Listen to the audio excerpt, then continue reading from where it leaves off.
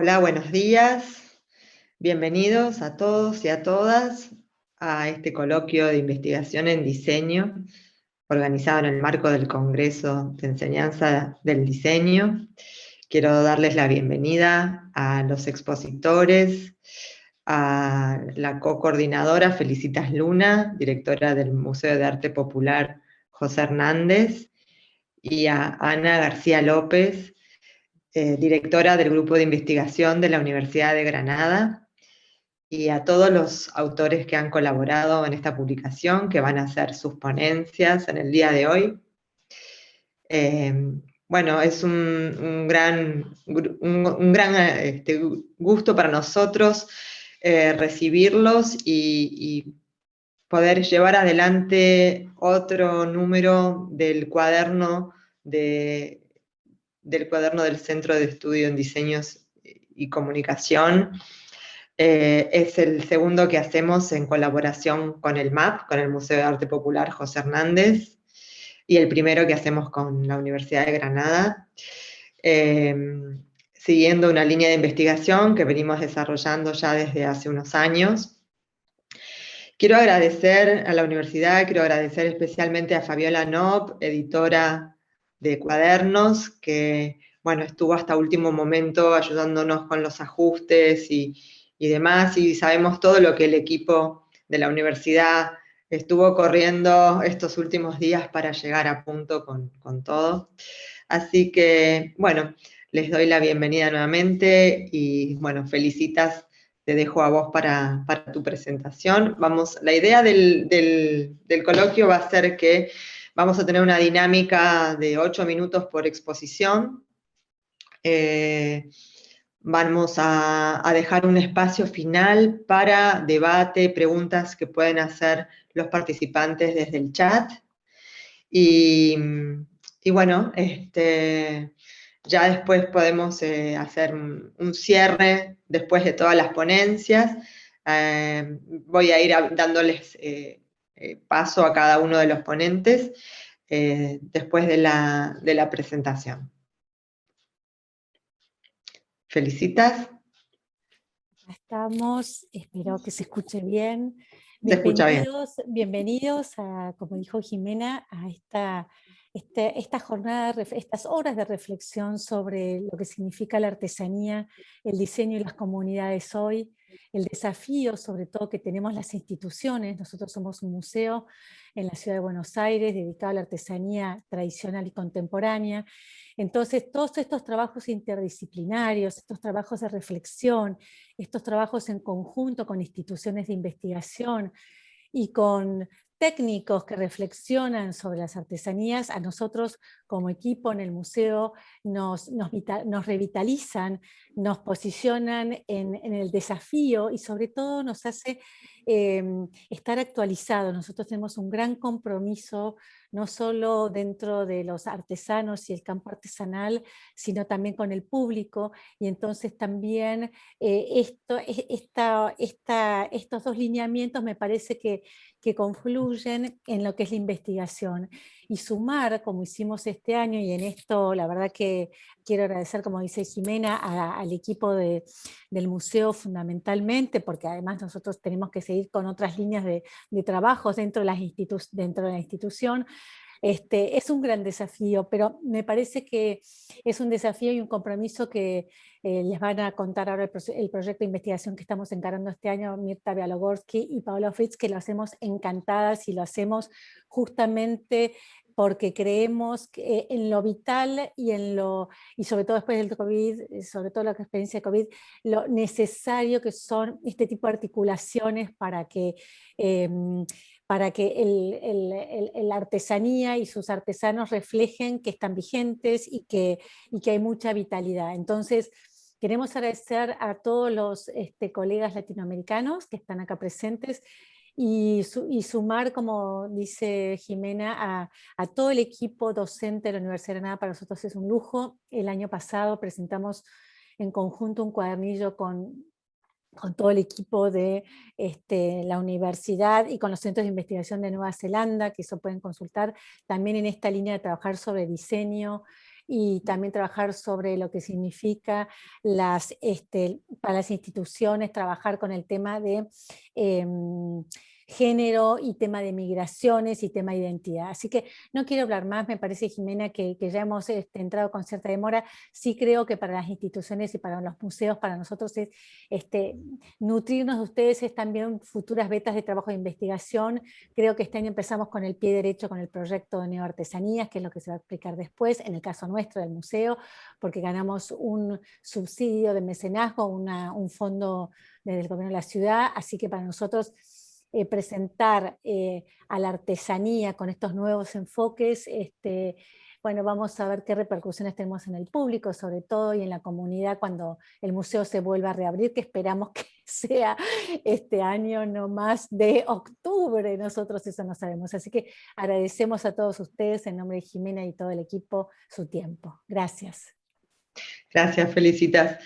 Bueno, vamos a dar paso entonces a la exposición de Ana García López. Después vamos a hacer un cierre final sobre la conceptualización de lo que implica las artesanías en este momento tan crítico y por qué las comunidades están funcionando, ¿no? Cómo planteamos las comunidades desde la artesanía, desde lo virtual, desde el trabajo colaborativo. Ese va a ser el hilo conductor de nuestra comisión, donde cada uno va a exponer su punto de vista y finalmente haremos una puesta en común para llegar a las conclusiones. Ana, te doy paso a tu exposición. Bueno, pues muchísimas gracias. Yo lo primero que quiero decir es que estamos muy agradecidos por esta invitación. Hablo en nombre de todo el equipo de investigadores que se ha sumado a este coloquio, a este congreso, y simplemente deciros que lo que realmente esperamos es que esta sea una primera acción de muchas que vengan por delante de colaboración, porque creo que va a ser muy fructífera y sobre todo porque hay mucho que nosotros también tenemos que aprender de todo el desarrollo que ya lleváis haciendo durante mucho tiempo en el área de diseño y artesanía. Por tanto, lo primero es agradecer vuestra invitación. Y bueno, y deciros que prácticamente nosotros, a pesar de que llevamos ya un tiempo trabajando en estos temas, nosotros, no todos, pero algunos de nosotros, nuestro centro de referencia es la Universidad de Granada, aunque como veréis está también el director del Centro de Referencia Nacional de Artesanía. Con esa idea propusimos a la Universidad de Granada la creación de la primera cátedra que ha habido en España en este área, y la verdad que hubo muy buena acogida a esa idea. Entonces, un poco por ir tomando el hilo del artículo que enviamos, y que tenemos mucha ilusión de ser parte también de esos cuadernos que tienen una enjundia bastante interesante en cuanto a ideas y desarrollos conceptuales también para nosotros, pues deciros que para nosotros fue toda esta crisis del COVID, todo lo que hemos vivido, que ha sido en la pequeña mediana empresa que al menos en nuestro territorio la que funda, digamos, la base de todas las empresas artesanales, ha sido devastador, porque ha supuesto el cierre de muchos de ellos. Sin embargo, también ha sido una oportunidad, y creemos que la artesanía, como decía Lala de Dios, que es la directora de la presidenta de la Asociación de Artesanos de España, que se llama Oficio y Arte, que es una persona con mucho oficio y con mucho arte también, decía que la artesanía lleva incorporado en su ADN la resiliencia, la flexibilidad y la agilidad para adaptarse, y a pesar de los pesares, nosotros hemos pensado que era una oportunidad y que era también una obligación desde la universidad irradiar ese nutriente de investigación hacia un territorio tan transdisciplinar como es la artesanía. Para nosotros fue una enorme felicidad saber que el único centro de referencia nacional que iba a haber en toda España iba a estar en Granada, radicado en lo que antiguamente era la Escuela de Formación Centro Albaicín, en el barrio del Albaicín de Granada, que es un barrio histórico muy bonito y a cuyo director tenemos aquí, dentro de un ratito nos hará su presentación, porque suponía también una oportunidad de establecer sinergias entre la universidad y ese entorno profesional. Por tanto, para nosotros, que ya veníamos trabajando en proyectos de investigación que tenían como eje la globalización, el arte, la hibridación entre los lenguajes, algunos de ellos dirigidos por mi colega Belén Mazuecos, que también va a hacer una presentación, pues fue relativamente sencillo establecer esa conexión que ya venía dándose con el Centro Albaicín, pero que de repente se hacía mayor.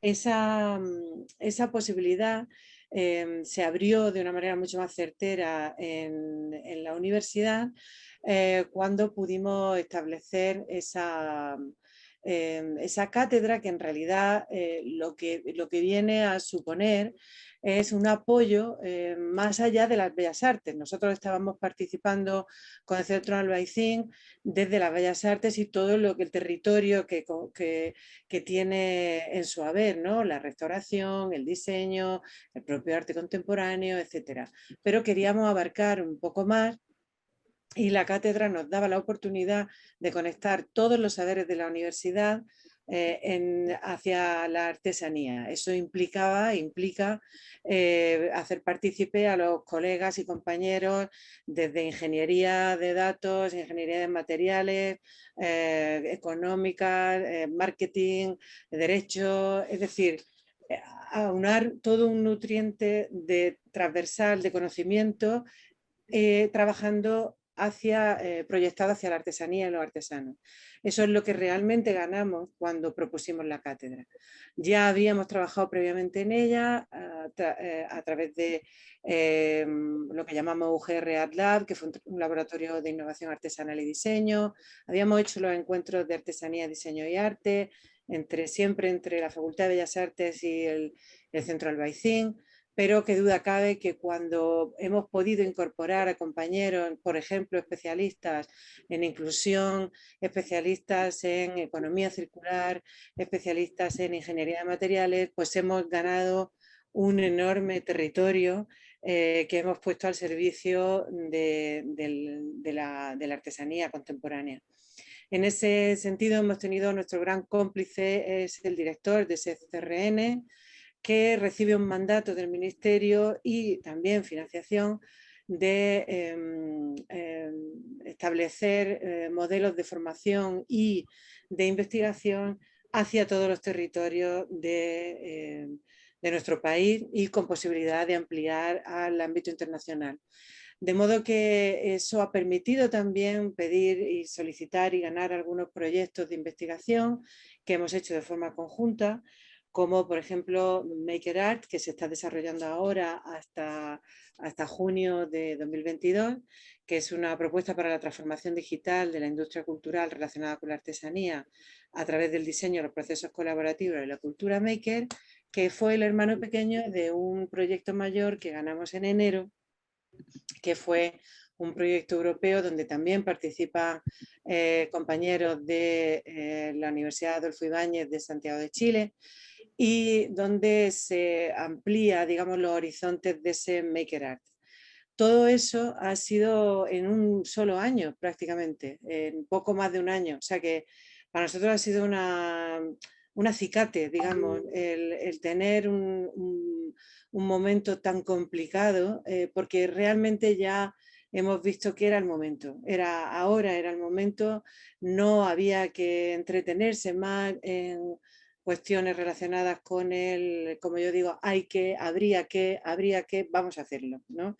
Entonces ahí es donde hemos tenido la suerte de contar con muchas sinergias de todos sitios, empezando por, como digo, por el CRN, pero también de nuestra propia universidad y de todos los territorios. Y me dice el temporizador que vaya acabando. Así que simplemente, bueno, deciros que para nosotros la investigación aplicada a través de todas estas líneas que están conectadas al área de conocimiento que están en las universidades, nos parece que debía ser por lo menos un punto de partida que para nosotros sería un lujo que se replicara en más territorios, en más sitios, porque creo que esa aplicación de recursos pueden ser grandes estrategias para llevar a la artesanía contemporánea desde la tradición hacia la vanguardia, no solo en los procesos, sino también en el producto y en la comercialización. No me extiendo más porque me pasé unos minutitos. Gracias. Es que tienen tantas actividades y tantas cosas que están haciendo, Ana, que es muy poco el tiempo para que puedan transmitir todo. Suficiente. Muchísimas gracias. Es súper interesante la cantidad de material que generan y de acciones que realizan. La verdad es que sí, es cierto bueno, que es también esto debería extenderse de manera rizomática, ¿no? Exacto, sería ideal. Bueno, muchísimas gracias. Gracias a vosotros, un placer. Vamos a pasar a la exposición de Mirta Bialogorsky y Paola Fritz. Mirta es la investigadora a cargo del área de investigación del Museo de Arte Popular José Hernández y Paola está en el área de comunicación del museo. Mirta y Paola, les doy la palabra.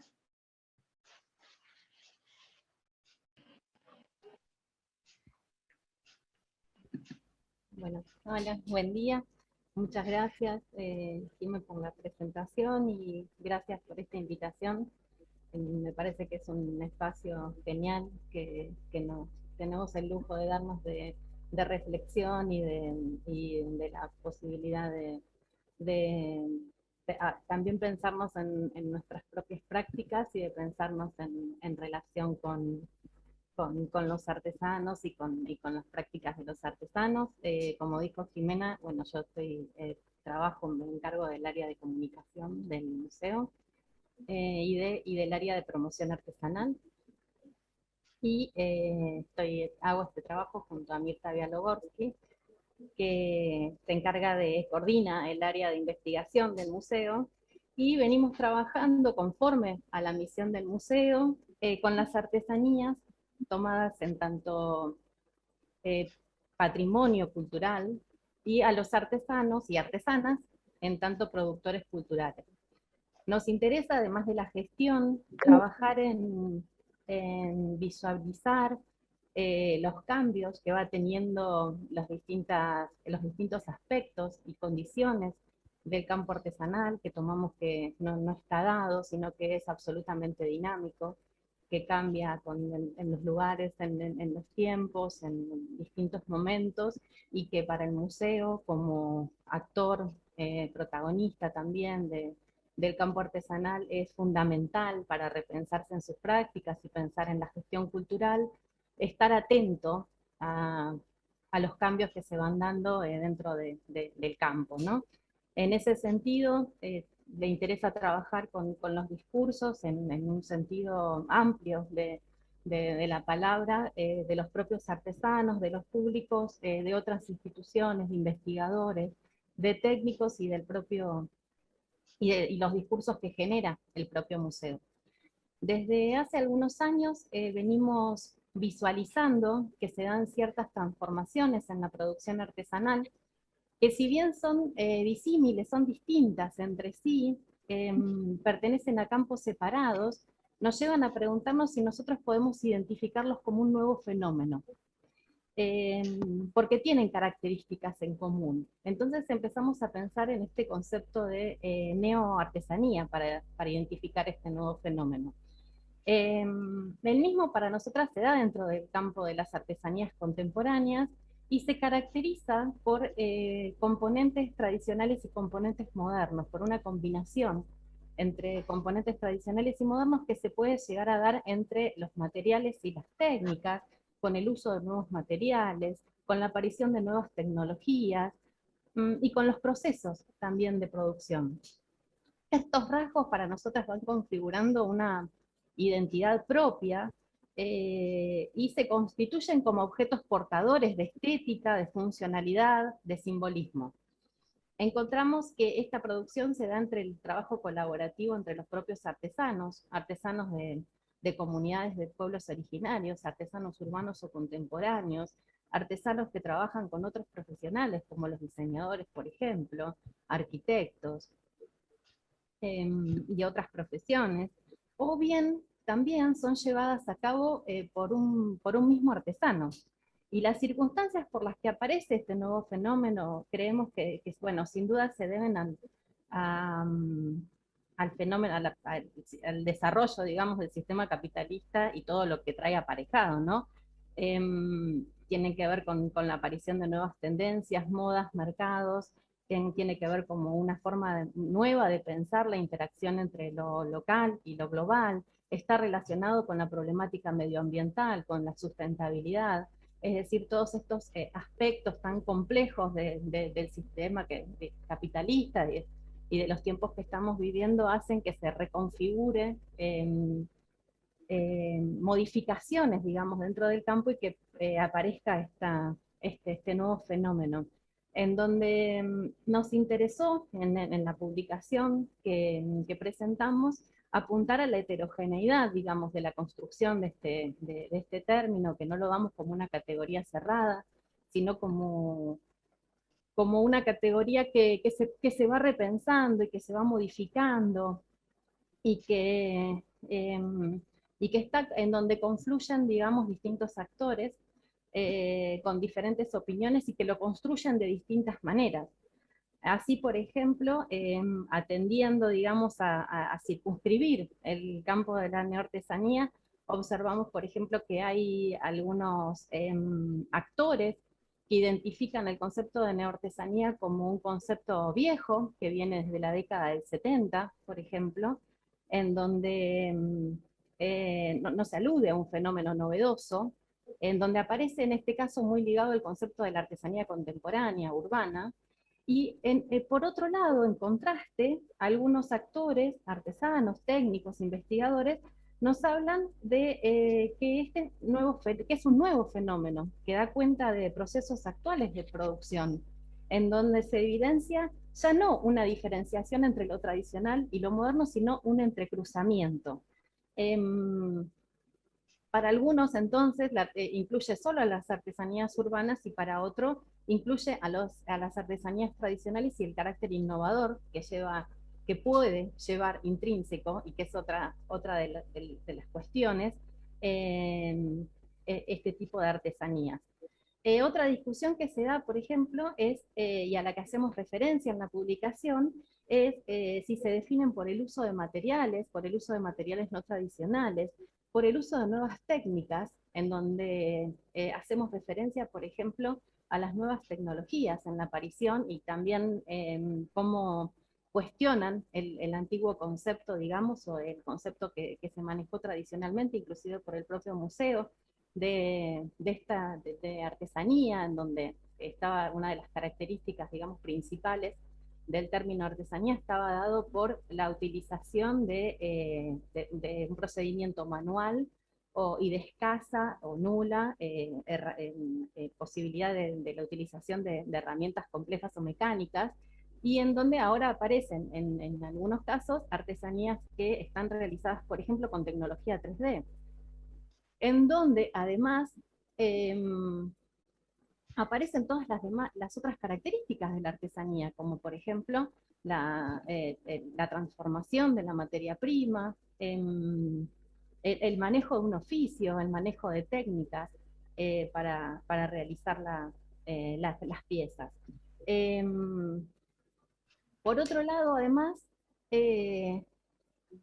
aparece para nosotros el fenómeno del trabajo colaborativo, en donde si bien no es un fenómeno que se da ahora, sino que se viene dando en las últimas décadas, nos parece interesante resaltarlo y repensarlo desde esta categoría de neoartesanía, porque también, digamos, compromete una de las descripciones fundantes de la artesanía, que es la ejecución de la obra del artesano, digamos, desde su inicio, desde el pensamiento de la obra, en donde vuelca, digamos, su creatividad, su emoción, su participación a la obra finalizada, ¿no? Con la intervención de distintos profesionales, como por ejemplo el trabajo colaborativo con diseñadores, o nosotros vemos en el caso de las publicaciones con otros artesanos, eso se ve dividido, digamos, el trabajo en este sentido, y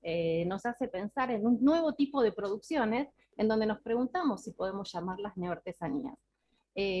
Cuando tocamos el tema, por ejemplo, de la sustentabilidad, hacemos referencia también a esta problemática medioambiental a partir de la cual algunos artesanos ya no tienen acceso, digamos, a los materiales tradicionales de realización de sus obras, y echan mano, digamos, a partir de otros procesos de materiales que son distintos a los habituales desde ya, pero que también pueden hacer uso de materiales inclusive industriales, ¿no? En donde se producen, bueno, este nuevo fenómeno, y a partir del cual podemos pensar también que se trata de estas características novedosas que bifurcan, digamos, los nuevos materiales con las técnicas tradicionales en este caso.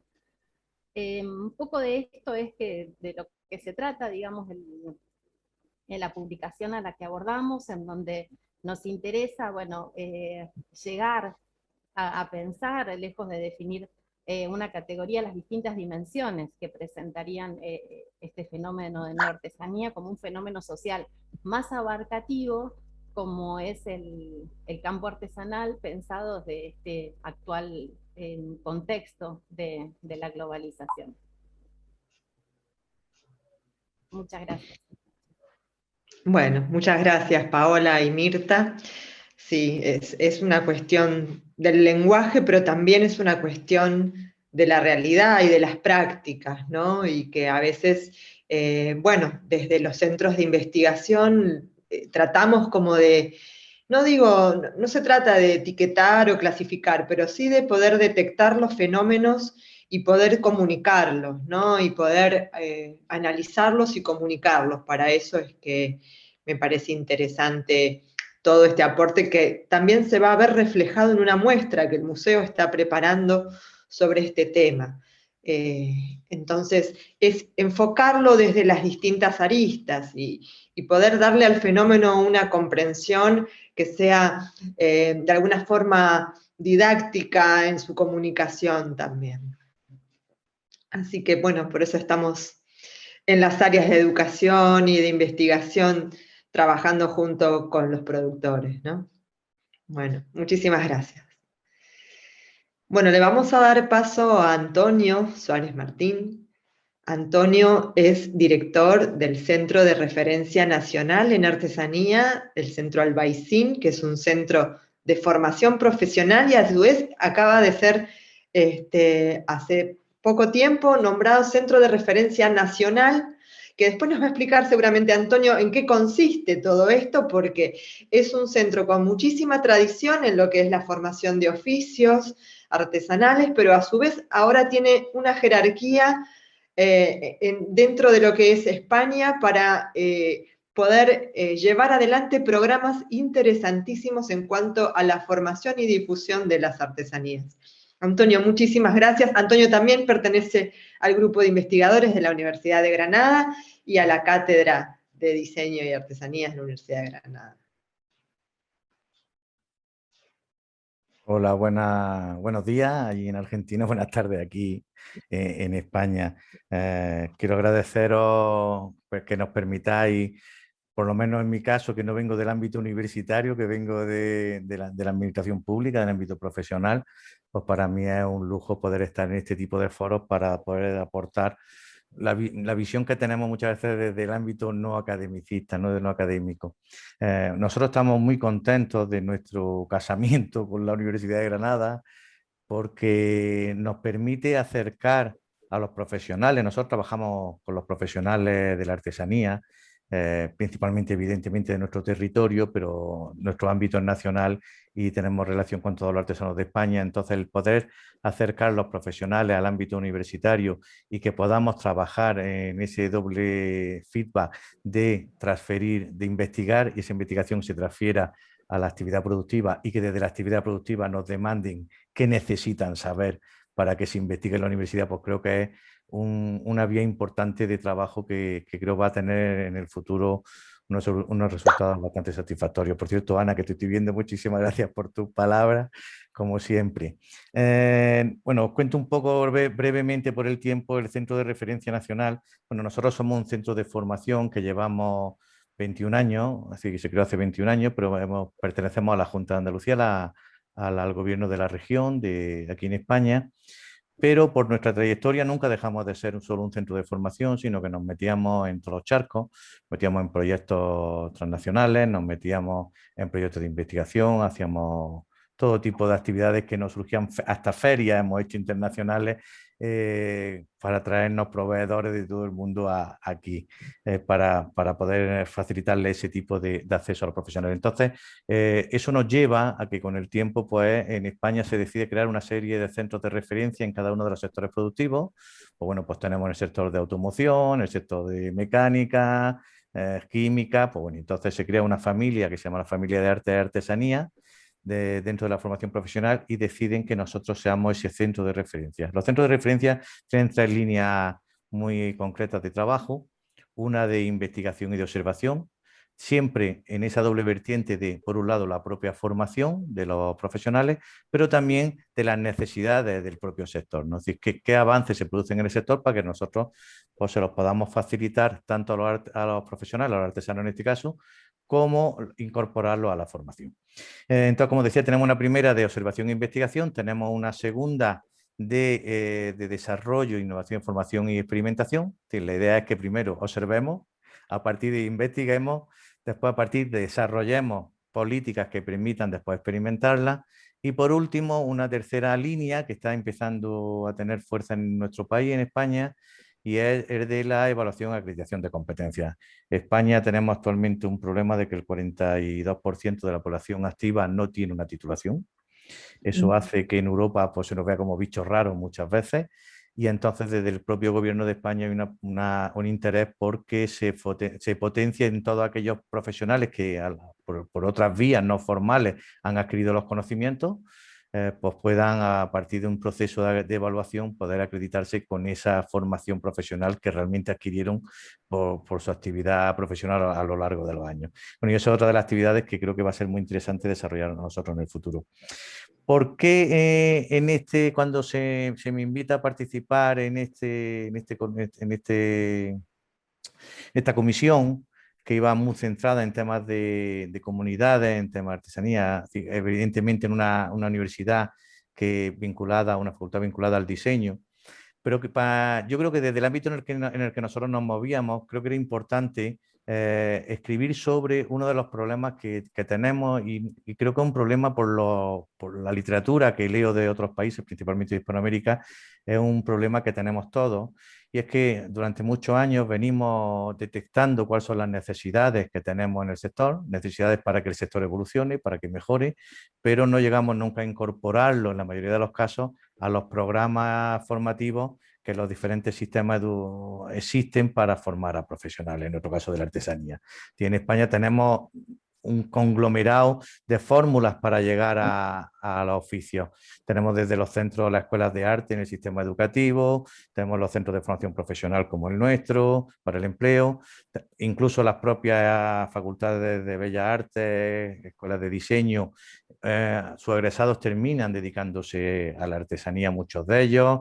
Después tenemos el movimiento maker. Y hay muchas vías por las que las personas llegan a ser artesanos, pero cuando se acercan a los sistemas de formación, a los sistemas educativos, pues es una formación muy academicista, muy decimonónica, que todavía se basa en el conocimiento de las técnicas y materiales tradicionales, pero no incorpora todas esas cuestiones, todos esos signos que entendemos que es lo que permiten, pues, adaptar a una contemporaneidad el oficio artesano.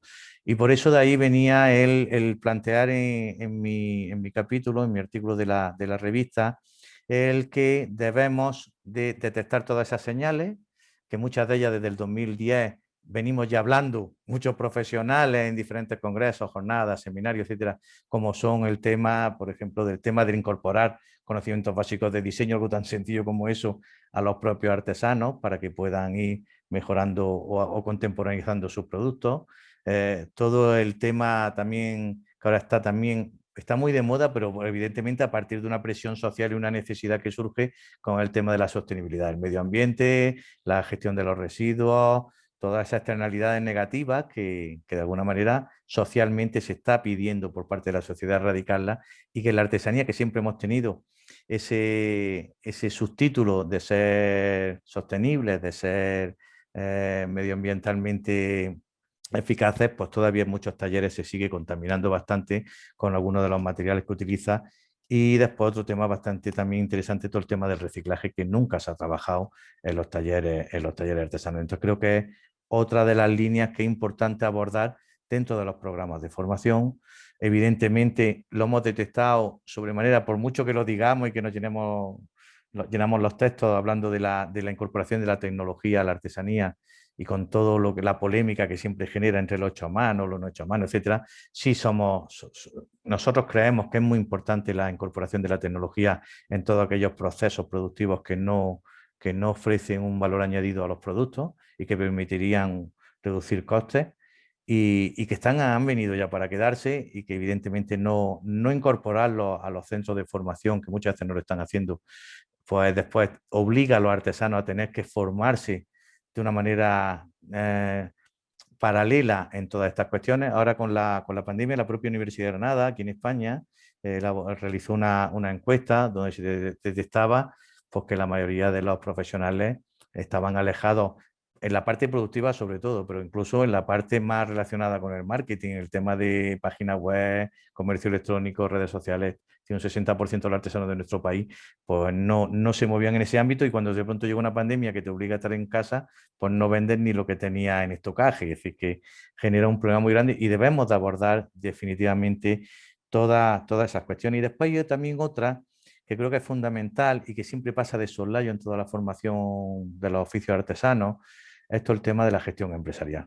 Sí, nosotros no somos partidarios de que los artesanos tienen que saber de todo. Evidentemente, al final son profesionales que se dedican a elaborar una serie de productos, pero sí tienen que tener unos conocimientos básicos de una serie de herramientas. Aunque después contraten a profesionales, aunque después colaboren y trabajen de manera cooperativa con diseñadores, con gente dedicada al marketing, etcétera, pero sí es importante que tengan esos conocimientos básicos de gestión empresarial, y después facilitar de alguna manera también el emprendimiento colaborativo y cooperativo. Es decir, nosotros tenemos en España, para que hagan una idea, el 98% de los artesanos son profesionales autónomos, son profesionales que trabajan solos, y solo un 2 o un 3% de empresas artesanas. Eso al final que nos lleva a considerar, porque a lo mejor lo que tendría que plantearse muchos artesanos es a trabajar conjuntamente y generar empresas más potentes que les permita ser más competitivos, ¿no? En un mundo como en el que estamos, en el que tienen que ir compaginando lo local con lo global.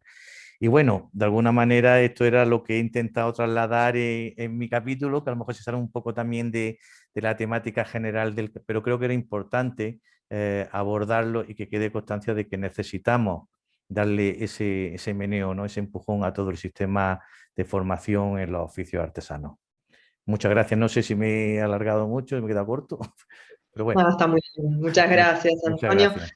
Y además de lo que mencionás, creo que también es importante la formación de jóvenes artesanos, ¿no? Porque es siempre el rango etario del artesanado suele ser muy alto, ¿no? Entonces, la incorporación de las tecnologías o de nuevas perspectivas invita también a sumarse a los más jóvenes a animarse a hacer sus emprendimientos artesanales, a aprender un oficio que puede ser un medio de vida, y si a esto le sumamos el diseño y la tecnología, bueno, desde ya que tiene otro color, ¿no? Así es, así es. Además, es curioso porque depende de dónde se forma un joven, después desarrolla un tipo de artesanía, ¿no? Cuando se viene del mundo universitario, de la Escuela de Bellas Artes, de la Facultad de Bellas Artes, de la Escuela de Diseño, son mucho más una artesanía mucho más contemporánea, más cercana a la obra única, a una artesanía de alta gama, al arte. En cambio, cuando vienen de centros de formación profesional son mucho más tradicionales, que puede venir también por el tipo de docentes que están formando a los jóvenes, que siguen manteniendo ese carpintero antiguo, que sigue enseñándole año tras año, durante 30 años, en una escuela de formación profesional, cómo hacer una caja de madera artesanal. Y creo que por eso es bueno ese mestizaje entre los diferentes ámbitos. Aquí lo estamos intentando realizar en Granada a través de proyectos como ese que comentaba Ana, el proyecto ADA, Artesanía y Diseñadores, más arte, en el que mezclamos estudiantes con diseñadores, con artesanos, los ponemos todos en una caja a trabajar durante un tiempo para que de ahí salga algo interesante, ¿no? Y salen cosas interesantes que creo que al final lo que están poniendo encima de la mesa es la necesidad de que repensemos, de que nos replanteemos, de que la artesanía tiene futuro, pero siempre que no la dejemos en un lado de la carretera, en el arcén, a su libre albedrío, ¿no? Sí, sí, totalmente. Bueno, muchísimas gracias, Antonio. Un gusto contar con la participación de otros centros donde se está viendo también hacer reflejado el pulso, ¿no? de lo que está ocurriendo en las prácticas, porque en la universidad tenemos una perspectiva desde la formación, desde la investigación, pero en las prácticas es donde el campo artesanal se evidencia de una manera más clara, ¿no? Muchísimas gracias. Bueno, vamos a dar paso entonces ahora a la exposición de Margarita Barreto y Fernanda Machado Dil, de la Universidad Federal de Santa Catarina, de Brasil. ¿Estás ahí, Margarita? Te veo. Estoy aquí, sí, Jimé. Bueno, buenos días a todos. Fernanda no está. Estoy yo sola porque Fernanda es profesora también y está como jurado en este momento de una tesis, entonces imposible cambiar el día. Yo voy a leer el trabajo para ser fiel a lo que hemos hablado entre nosotras. Este trabajo es sobre arte indígena del grupo Caingang, que es un grupo que está en la ciudad de Chapecó, que esto es en el oeste del estado de Santa Catarina, que es al sur de Brasil. Y el lugar se llama Aldea Condá, y es un lugar muy emblemático y después les voy a explicar. Para esta investigación se procedió a visitas exploratorias con observación participante y se trabajó con historia oral, que justamente es la forma de transmisión por excelencia de los Caingang. Este pueblo, ellos se llaman a sí mismo pueblo, no se llaman tribu, nada de eso, ¿no? Son pueblos indígenas. Este pueblo indígena constituye la mayor población indígena del sur de Brasil, con más de 60.000 personas. Ah, qué bien que apareció la imagen. Bueno, esta gente tiene la particularidad de tener mucha movilidad espacial, porque tienen una práctica histórica de visitar a los parientes. Y esto hace con que las familias y los individuos estén constantemente migrando, migran con las estaciones. Por ejemplo, yo vivo en Florianópolis, bueno, parte del año vivo en Florianópolis, parte del año vivo acá, pero cuando estoy en Florianópolis muchas veces pasan por mi casa indios vendiendo cosas, ¿no? Vendiendo sus artesanías, y es porque tienen esa costumbre de movilizarse, ¿no? Y ellos, además de eso, bueno, que se relacionan obviamente con la floresta. Se relacionan digamos, ya simbióticamente con la floresta. la floresta les brinda la posibilidad de recolección, de recolección de frutos, a ver, perdón, quería volver, no pases tan rápido los slides porque hay algunas cosas que yo quisiera marcar. Bueno, entonces la floresta les permite la obtención de su alimento y de las fibras para hacer sus artesanías, pero además tiene un significado muy especial porque para ellos la floresta es la morada de los antepasados. Entonces, esto es una cosa muy importante. Que inclusive hubo casos hace unos años que no tienen, esto no tiene que ver con el trabajo, pero es una cosa importante de explicar, de contar, para explicar esta simbiosis que hay con la floresta, porque hubo un grupo en otro estado, no en el estado de Santa Catarina, pero en otro estado, hubo un grupo que cuando se empezó a destruir la floresta se empezaron a suicidar. O sea, es una cosa muy fuerte, esa simbiosis entre la floresta y los indígenas. Bueno, ahora sí podés pasar un poquito, se pueden pasar los slides un poquito más hasta llegar a esos colores. Ahí está, esto. La sociedad Caingang está dividida y unida. Está organizada en dos mitades, Camé y Cairú.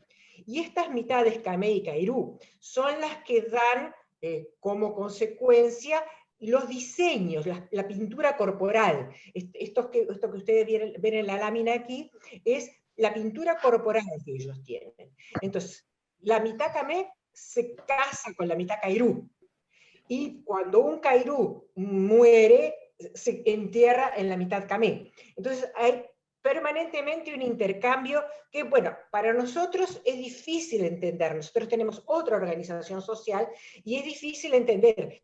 Tuvimos que estudiar mucho con Fernanda para entender todo esto.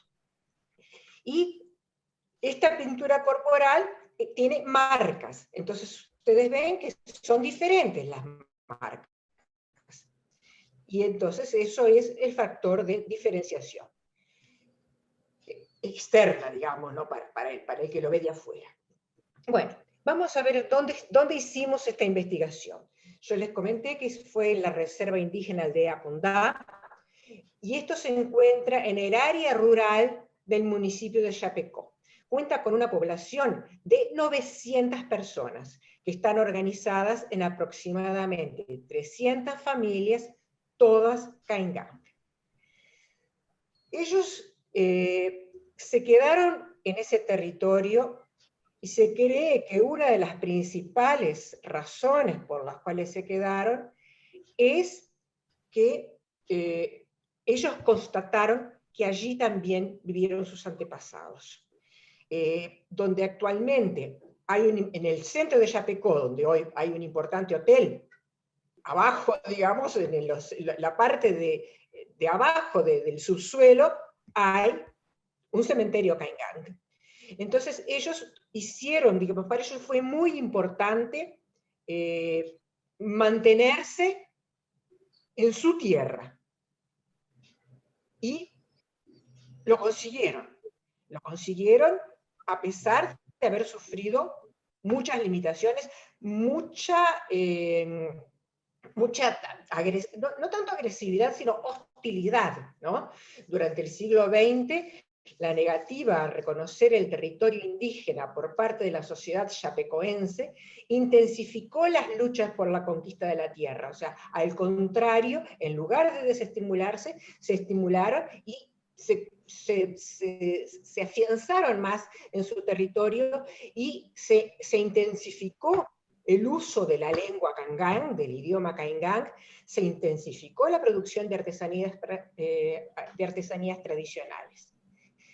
Los artesanos indígenas relatan que cuando se mudaron para esa área no encontraron nada, no encontraron ni siquiera condiciones para cultivar alimentos, ni encontraban la materia prima necesaria para la confección de sus artesanías, Pero no obstante, al cabo de 20 años, el territorio, la floresta y los animales pasaron a ser parte de su cotidiano y permiten acciones de afirmación cultural intergeneracionales como la caza, la extracción de lianas y de tacuara y la preparación de comidas tradicionales. La escuela es un importante espacio de intercambios culturales y de venta de artesanías. Aquí hay algunas imágenes de la escuela. Pero el lugar donde el saber hacer tradicional emerge con más fuerza es en las residencias. Es en las casas de los abuelos, donde alrededor del fuego los ancianos enseñan a los más jóvenes cómo trenzar la tacuara y cuentan en idioma caingang las historias de sus antepasados. La artesanía, o arte indígena, continúa representando la principal fuente de ingresos y tiene, además del componente financiero, el hecho de permitir la diferenciación cultural. Como afirmó uno de los ancianos en uno de nuestros paseos por la aldea, en los canastos están nuestras mitades y nuestra forma de vivir. Esto a mí, cada vez que lo veo y lo leo, me eriza, me parece muy, muy fuerte. Aldea Condá es una de las comunidades entonces consideradas más emblemáticas, inclusive dentro de todas las otras comunidades indígenas de la región. Justamente por esto que les dije antes, porque producen artesanías tradicionales, porque valorizan a sus ancianos como sabios y porque todos sus miembros hablan la lengua materna. Algo muy interesante también. La presencia indígena para la venta de artesanías en el centro de la ciudad, porque ellos tienen su aldea, pero vienen al centro casi diariamente, vienen al centro de la ciudad a vender sus artesanías. Y esto representa una actitud de resistencia y de regreso a su tierra tradicional. Y cerramos la presentación con una especie de alegato. Mientras los caingang estén en el centro de la ciudad, vendiendo y exponiendo su arte, repleta de colores, formas y significados, permanecerán vivos y visibles en sus territorios de origen, resistiendo a la exclusión de su historia y de su cultura. Gracias. Muchas gracias. La verdad que impresionante, Margarita, es muy fuerte la conexión que los pueblos indígenas tienen con la artesanía como parte de su vida misma, ¿no? Y esto de que su territorio, la foresta, empieza a desaparecer y eso haga que ellos piensen en desaparecer también, ¿no? En quitarse la vida si desaparece la foresta. Es una cosa tan impresionante, ¿no? Que creo que moviliza mucho porque, bueno, también cómo son consideradas las artesanías por los pueblos indígenas, que no son simplemente objetos, ¿no? Ahí está su historia y son prácticamente, bueno, como seres vivientes en algunos casos también, ¿no? Porque son portadores de todos esos significados, no solamente como un libro, sino como una imagen, como un ser presente, ¿no? En su vida. Por eso es tan importante. Espiritual. Es su conexión espiritual, totalmente, totalmente. Sí, sí, sí. Solo quiero aclarar que esto de los suicidios no sucedió en esta comunidad, Jimena, porque si no puede quedar algún bies en la comunicación. Esto es una cosa que yo traje a colación apenas porque es un trabajo que hice hace muchísimos años en otro lugar y que, bueno, que estaba sucediendo ese problema. Pero en esta comunidad no pasa eso. Sí, no, pero bueno, qué suerte en esta comunidad no, pero igual es algo que no es raro en el sentido de que para nosotros nos parece extraño porque nuestra cultura es totalmente diferente, pero la conexión y la unidad que ellos tienen con su territorio, con el monte, con la selva, ¿no? Bueno, no solamente es materia prima, no es un insumo, ¿sí? Es parte de su vida misma, es parte de lo que ellos reconocen No, como... porque además cuando retiran cualquier materia prima, ellos no retiran cualquier cosa. Ellos no retiran cualquier cosa. Tirar de la naturaleza sin estropearla. Claro, claro, y con Las un permiso y con un utilidades, respeto. exacto, ese concepto de sustentabilidad, ellos lo viven. Claro, claro, totalmente. Bueno, súper interesante y profundo, ¿no? Y nos pone como en alerta de la importancia que tiene proteger, difundir y apoyar a estas comunidades, ¿no? Que siguen trabajando ¿Sí? ancestralmente y que tienen tanto para contar también. Aquí yo... Ah, mira qué lindo. Sí. Divino. Sí. Bueno, justamente uno de los... Cuando hablábamos con Mirta Bielogorski sobre el tema de neoartesanías, era uno de los temas que surgían, ¿no? Después lo vamos a charlar en el debate final, pero esto del acceso al material, porque ¿quiénes son los dueños de esos materiales? ¿Quiénes son los que deberían tener un privilegio al acceder al material natural del monte, de la selva, del lugar donde estén, ¿no? Buenísimo. Bueno, muy interesante y movilizante. Gracias, Margarita. Y felicitaciones a Gracias, Fernanda también. gracias a ustedes. Muchas gracias. Bueno, vamos a continuar ahora con Gonzalo Alarcón Vital. Gonzalo y Adriana Garrido, no sé si están los dos, lo vi a Gonzalo hace un ratito. Gonzalo es profesor de la Universidad Autónoma de México, perdón, la Universidad Autónoma Metropolitana en México. Y Adriana Garrido es profesora de la Universidad Veracruzana, ambos son investigadores y nos van a hablar sobre un fenómeno que está ocurriendo desde hace unos años y es el tema de la apropiación cultural con respecto a los bienes artesanales. Gonzalo, ¿estás ahí? Sí, gracias, buenos días. Buenos Hola, días. estoy solo, Adriana está igual en otra conferencia, que ahora como es lo de moda, pues todo el mundo lo hacemos, ¿no? Bien, nosotros pensamos que un problema grave dentro de las artesanías es la apropiación cultural. México, como ustedes sabrán, y muchos otros países, Brasil, Argentina, España, están rodeados de artesanía. Nosotros vivimos, salimos al mercado y compramos enseres que ya, nosotros ya no los vemos como artesanía porque son de uso cotidiano, siguen siendo de uso cotidiano.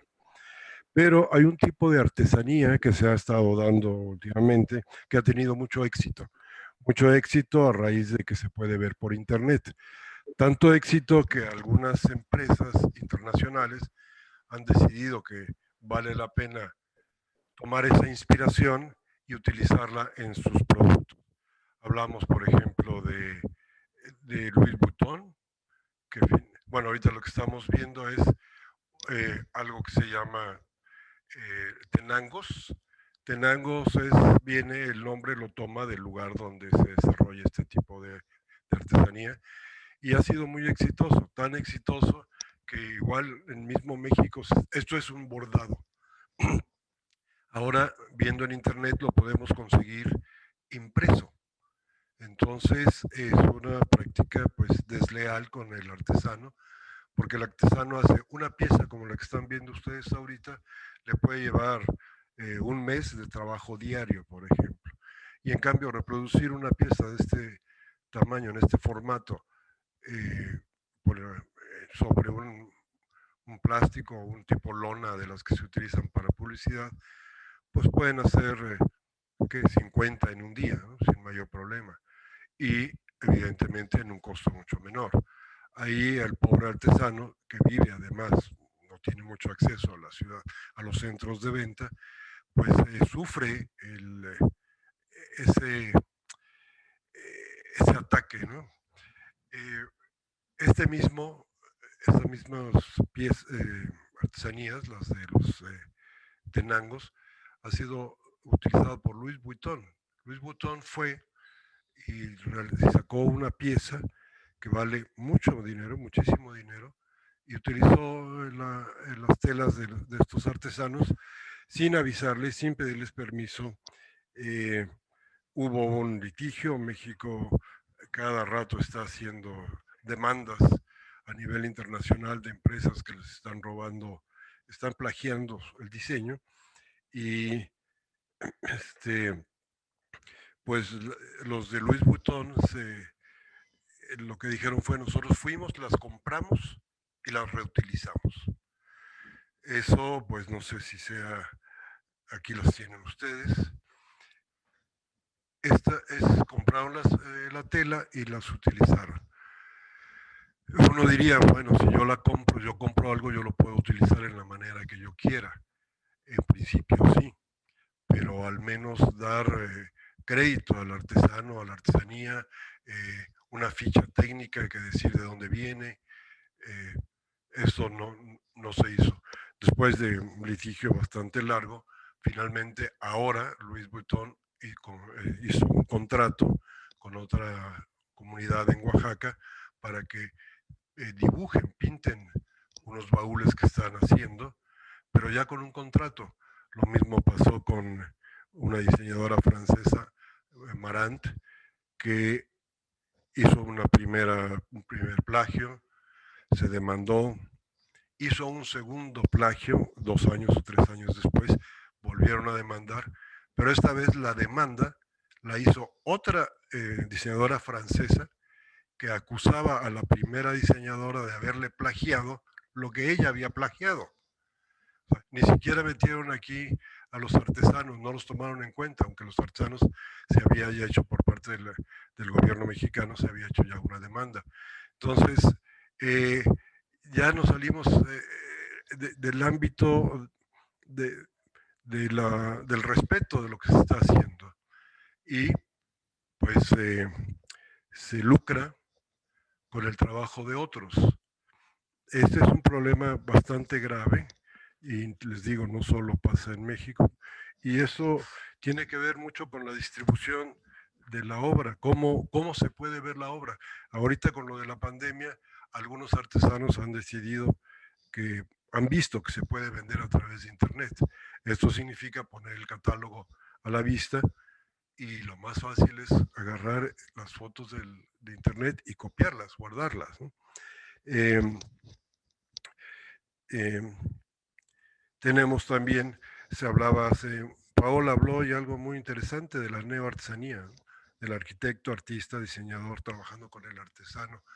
El artesano, este es un caso, ¿no? El de Louis Vuitton, donde que está trabajando con los artesanos de Oaxaca, donde ya hay un diálogo, ya dicen, bueno, aquí va a haber una intervención de la artesanía sobre este producto, y se empieza a trabajar en el producto conjuntamente. Ya no es nada más tomar, apropiarse y aplicar. Eso, al menos todos este tipo de problemas, a eso nos está llevando, lo cual nos permite pues que haya un respeto por el trabajo de la gente. Desgraciadamente los artesanos en México no tienen mucho acceso a agrupaciones, normalmente es por ciudades, por etnias. Hay mucha etnia en México y cada etnia tiene su manifestación cultural, que inicialmente era de uso tradicional, era para ellos, y ahora pues como la mayoría de las artesanías se ha visto que tienen un mercado y se ponen a la venta. Difícil que se organicen ellos en grupos. Aquí por ejemplo estamos viendo también cómo trabajan estos señores de los tenangos. Es si quieren, es un diseño muy naif. Esto lo empezó una persona que en esta población, ante los problemas económicos que tenían, la mayoría de los hombres emigraron, se fueron. La mayoría emigra a Estados Unidos a trabajar como lo que nosotros denominamos braceros, que es trabajo manual en el campo normalmente. Y para ayudarse, una señora empezó a dibujar unos flora y fauna de su entorno, y empezaron a bordar. Y ahora lo que vemos aquí es y parecería un trabajo en serie, pero es un trabajo manual que va abordando y después va cortando para aplicarlo sobre otro producto. Aún así, el costo de producción manual es alto y lo que ellos reciben es bajo, ¿no? También hay una cadena de distribución donde hay un mayorista, que el mayorista normalmente dice, pone el precio al que está dispuesto a pagar, y los artesanos pues no se ven en la necesidad de vender a lo que les digan. Y les digo, esto es una competencia desleal cuando esto se imprime y los artesanos se quedan pues habiendo diseñado, habiendo creado, habiendo imaginado, habiendo propuesto, y finalmente el retorno hacia ellos es muy poco. Bueno, pues básicamente ese es el problema que nosotros pusimos en nuestra participación, el cómo esto se ha estado dando, en cómo lo que normalmente era una forma tradicional de vida y de trabajo ha sido utilizado, está siendo utilizado por otras personas para lucrar sin dar los debidos créditos o sin pagar lo que se debería pagar. Y desgraciadamente no hay una legislación. Nos estuvimos viendo qué legislaciones hay, cómo se puede proteger al artesano, y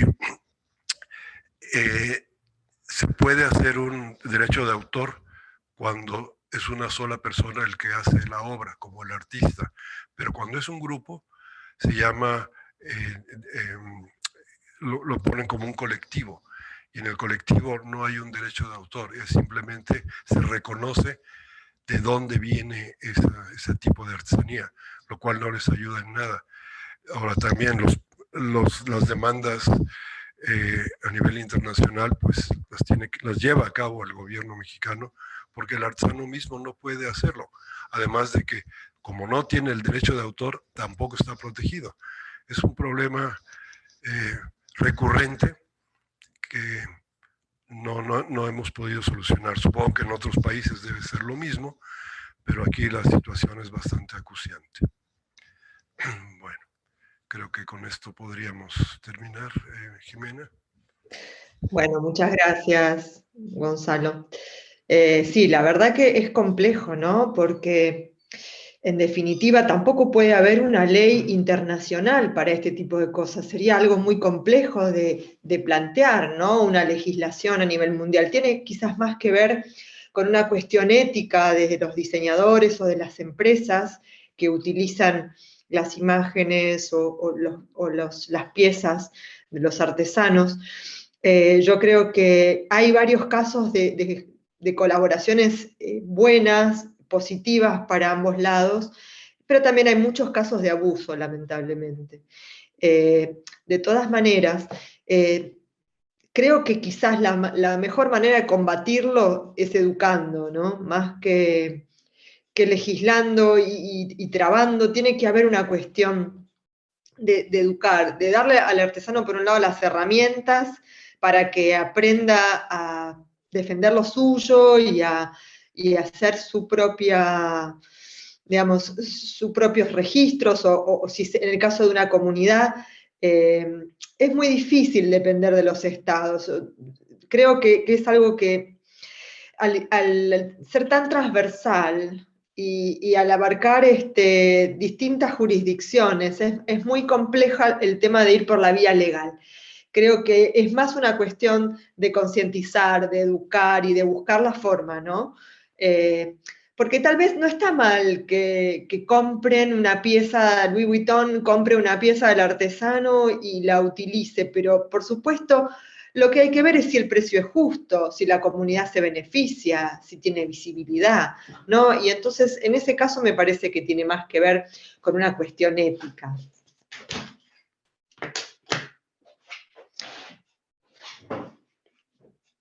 Bueno, vamos a seguir igual estos temas en el debate final. Ahora entonces vamos a dar paso a María Belén Mazuecos, que de la Universidad de Granada, artista plástica, investigadora. Y bueno, Belén, te damos la bienvenida. Hola, hola a todos, encantada de participar y compartir mi trabajo con todos vosotros en este foro. Pues soy profesora en el Departamento de Pintura de la Facultad de Bellas Artes y trabajo con Ana García López y el resto de compañeros de la Universidad de Granada en el marco de la cátedra en proyectos teóricos que tienen que ver con las transferencias entre arte, artesanía y diseño, pero quería aquí mostraros también parte de mi trabajo artístico en el que se produce también un cruce entre la artesanía y el arte contemporáneo y concretamente con la técnica de repujado de estaño y la práctica de fabricar esbotos, que es una tradición muy difundida en nuestro país, en el sur de España en particular, en Andalucía. Es muy frecuente ver en muchas iglesias esbotos realizados con distintos materiales que cuelgan de los techos o penden de las paredes, no solamente metálicos, como es el caso, sino también realizados con cera o con escayola o incluso objetos votivos que rememoran algún accidente, alguna situación de la que se ha derivado un milagro y por lo tanto tienen ese carácter salvífico. Y yo he querido incorporar eso en mi propio trabajo. Entonces, he aprovechado el artículo y esta presentación para enseñaros algunos ejemplos. Normalmente trabajo con estos elementos montados sobre tela de damasco negra y envitrinado, ¿no? Generando en muchas ocasiones instalaciones o intervenciones ahí específicas al acumular distintas piezas. En este caso, por ejemplo, la obra se llama Digitalis Purpurea Nevadensis, allí donde nace el peligro crece la salvación, y parte también de un trabajo de campo en el Jardín Botánico de Sierra Nevada, donde recolecté una planta endémica que es la Digitalis Purpurea Nevadensis, que es un potente cardiotónico, pero que en grandes dosis resulta letal, ¿no? Entonces me servía de excusa, una vez secada la hoja y planteada esta reproducción en estaño, para hablar de la frágil línea que separa la vida y la muerte, que al final es un poco el argumento recurrente en todos estos trabajos, donde el propio estaño se convierte también en condensador del paso del tiempo, porque la práctica de hacer los esbotos ya implica esa manufactura, ¿no? Ese ritual, esa dimensión performativa casi del dibujo y de la pintura, ¿no? Que se encarnan en otro material y se expanden a otro material. Esta instalación, por ejemplo, se llama La habitación de la entomóloga, y ahí se produce una analogía entre el nombre científico del gusano de seda, el Bombus mori, y la idea de memento mori, para nuevamente pues, recrear un poco el género de la vanitas barroca, ¿no? Y también bueno, pues, realicé unos estrapos en las dos paredes laterales para que se evidenciase más aún la pátina del tiempo, ¿no? Y se sugiriese la idea de que algunos de esos marcos habían sido removidos, ¿no? Y había quedado ese testigo a modo casi de cata arqueológica que orada la propia superficie, ¿no? Los elementos, como veis, son elementos que no son frecuentes en los esbotos tradicionales, donde se suelen representar órganos, ¿no? Fragmentos de cuerpo. Aquí también está presente ese elemento, pero se incorporan otros, como las moscas que habéis visto antes, o por ejemplo la hoja de morera, en este caso, elementos también minerales como corales, potencias que hacen también referencia a la mística, ¿no?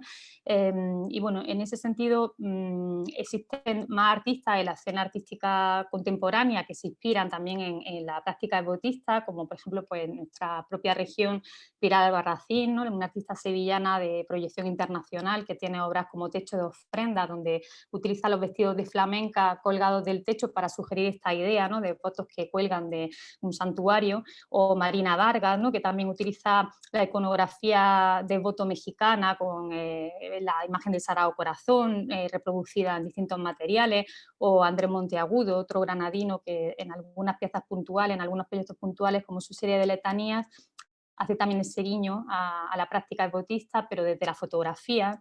Y en mi artículo también, antes de entrar un poco a explicar algunas de mis piezas, pues planteo algunos antecedentes ya en el propio ámbito de la pintura, porque mi producción artística se fundamenta en el dibujo y la pintura, pero desde ahí luego se expande hacia otros campos, ¿no? Y los últimos 2 siglos, por ejemplo, los últimos 3 siglos, si partimos, por ejemplo, de principios del siglo XIX, con figuras como Goya, ¿no? Encontramos también esas pinturas votivas, como en el cuadro que hace del doctor Arrieta, en agradecimiento a al médico que lo había curado del tifus, ¿no? Y donde aparecen algunos de los elementos que están siempre presentes en las pinturas votivas, como la leyenda a pie de imagen, donde se explica el milagro, ¿no? Donde se explica el suceso, o por ejemplo, pues la mexicana Frida Kahlo en el siglo XX, ¿no? Que tiene una vida muy accidentada, donde su trabajo pictórico se convierte en una metáfora visual de su propia existencia, y donde, bueno, pues el accidente que hace que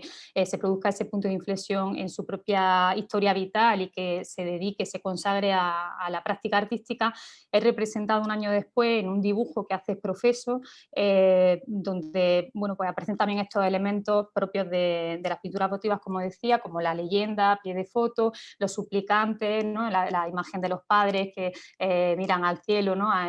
Para interceder por la hija, la propia artista que se autorretrata observando la perspectiva jerárquica y no la perspectiva tradicional, ¿no? A mayor escala que el resto de elementos, el resto de personajes que aparecen en escena, y esa divinidad, ¿no? Y bueno, también, por ejemplo, por citar a otro artista, en este caso de Talavera de la Reina, del contexto más actual, Aitor Saraiva, que es un artista joven que lleva también el dibujo a una dimensión performativa y hace dibujos curativos, donde con un psicólogo, acompañado de un psicólogo, recibe a los visitantes de la sala de exposiciones, los visitantes le cuentan sus problemas y él le ofrece un dibujo que tiene este carácter salvífico, ¿no? Y bueno, pues simplemente esa imagen que salía también con el vestido de novia, siempre mi trabajo está vertebrado un poco por la autobiografía, ¿no? Y bueno, pues parte precisamente de la experiencia del matrimonio, y se llama Ojos que no ven porque habla de la confianza ciega en el otro, ¿no? Entonces el vestido está intervenido, customizado con esbotos hechos artesanalmente de ojos que se van metamorfoseando en plumas de pavo real, y aparece pues como una especie de gabinete de curiosidades también, de Cámara de las Maravillas, esos tondos donde represento pavos reales albinos, porque todo se inspira también en una vivencia personal. Aquí en Granada hay una ermita, la ermita de los Tres Juanes en Atarfe, donde tienen unos pavos reales albinos. Yo nunca lo había visto, y la primera vez que visité aquello pues me impactó, ¿no? Como al desplegar la ala y hacer el baile del cortejo, esos celos que tienen una función biológica defensiva, ¿no? Relacionada con el mimetismo, con la adaptación al medio, al ser el pavo real albino, pues son como doblemente ciegos, ¿no? Y por eso también hay alguna intervención ahí en el muro, a modo de trampantojo, como otro ojo ciego más, ¿no? Y sugiere esa idea de la fe ciega en el otro, ¿no? Y bueno, simplemente destacar un poco pues, ese carácter que se ha apuntado ya de resistencia que tiene la artesanía, ¿no? Y de resiliencia también. Ahora estoy intentando unificar la línea de trabajo de dibujo propiamente dicho, con carboncillo sobre papel, con esta práctica de fabricar esbotos en las últimas piezas, y una de las últimas, por ejemplo, parte de la elaboración de esbotos durante el confinamiento domiciliario el año pasado, en marzo, ¿no? Donde durante cada día, los primeros 21 días, fui repujando una hoja de laurel, ¿no? Para hacer esa referencia también a la situación que estábamos viviendo y para tratar de adaptarme al nuevo contexto, ¿no? Así que yo creo que tenemos que recuperar o no perder, mantener, ¿no?